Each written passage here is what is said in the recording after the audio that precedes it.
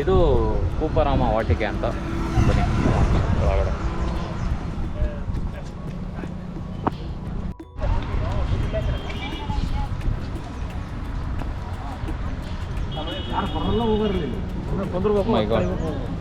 Wow, look at this.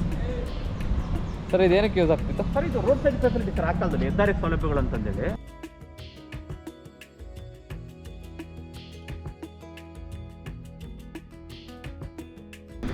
ಎಷ್ಟು ವ್ಯವಸ್ಥಿತವಾಗಿ ಮಾಡಿದಾರಲ್ಲ ನೋಡಿ. ಆಮೇಲೆ ಫುಲ್ ಇದೆ wheel, lift, water, rope. Correct. ಅಂದ್ರೆ stairs are they to go up. ನಾವು ಮನ್ಸೂನ್ ಫುಲ್ ಆಫ್ ವಾಟರ್ ಇದೆ, ವೆರಿ ಡೆಪ್ತ್ ಇದೆ, ತುಂಬ ಡೆಪ್ತ್ ಇದೆ. ಹಾಂ, ತುಂಬಾ ಪ್ಲ್ಯಾನ್ ಮಾಡಿರೋಂಥದ್ದು ತುಂಬಾ ಚೆನ್ನಾಗಿದೆ ಅದು. ನಾವು ತುಂಬ ಸಲ ಹೇಳಿರೋ ಹಾಗೆ ವಿಜಯನಗರ ಸಾಮ್ರಾಜ್ಯದಲ್ಲಿ ಎಲ್ಲ ಕಡೆ ನೀರಿನ ವ್ಯವಸ್ಥೆಗೆ ತುಂಬಾ ಒಳ್ಳೆ ವ್ಯವಸ್ಥೆ ಮಾಡ್ಕೊಂಡಿದ್ದಾರೆ.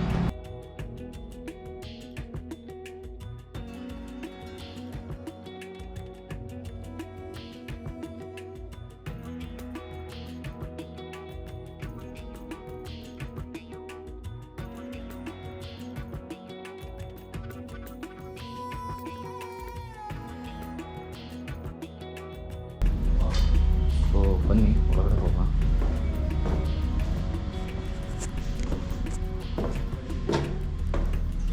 ವಾವ್, ನೋಡಿ ಇದು.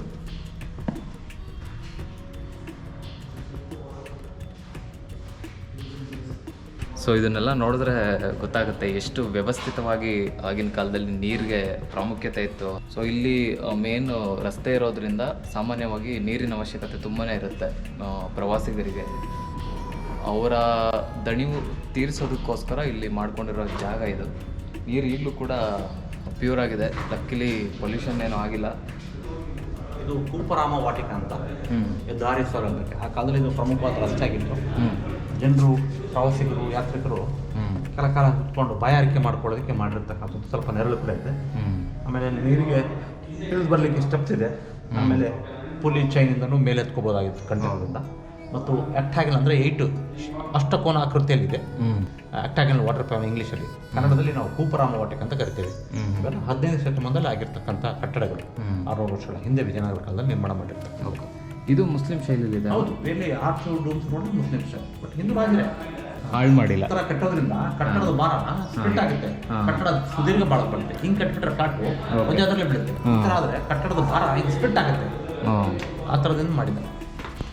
ಸೂಪರ್.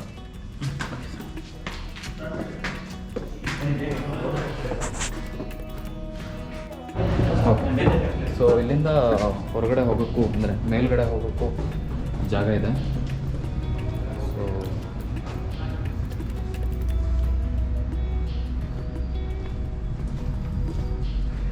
ವಾಲ್ಸ್ ಎಲ್ಲ ಕಲರ್ಸ್ ನೋಡಿ, ಎಷ್ಟು ನ್ಯಾಚುರಲ್ ಆಗಿ ಕಲರ್ಸ್ ತುಂಬಾ ರಿಚಾಗಿ ಕಾಣ್ತದೆ ಇಲ್ಲಿಂದ. ಸೊ ನೀವು ನಾರ್ಮಲ್ ಹಂಪಿ ನೋಡೋಕೆ ಬಂದರೆ ಸುಮಾರು ಈ ಥರ ಜಾಗಗಳು ಮಿಸ್ ಆಗಿಬಿಡುತ್ತೆ. ಸೊ ಈ ವಿಡಿಯೋ ನೋಡಿಕೊಂಡು ಮೋಸ್ಟ್ಲಿ ನೀವು ನೀಟಾಗಿ ಪ್ಲ್ಯಾನ್ ಮಾಡ್ಕೋಬೋದು ಯಾವ್ಯಾವ ಪ್ಲೇಸ್ಗೆಲ್ಲ ವಿಸಿಟ್ ಮಾಡ್ಬೋದು ಅಂತ. ಇದಿಷ್ಟು ಕೂಪಾರಾಮ ವಾಟಿಕೆ ಪ್ಲೇಸಿಂದ. ಬನ್ನಿ ಮುಂದಿನ ಜಾಗಕ್ಕೆ ಹೋಗೋಣ.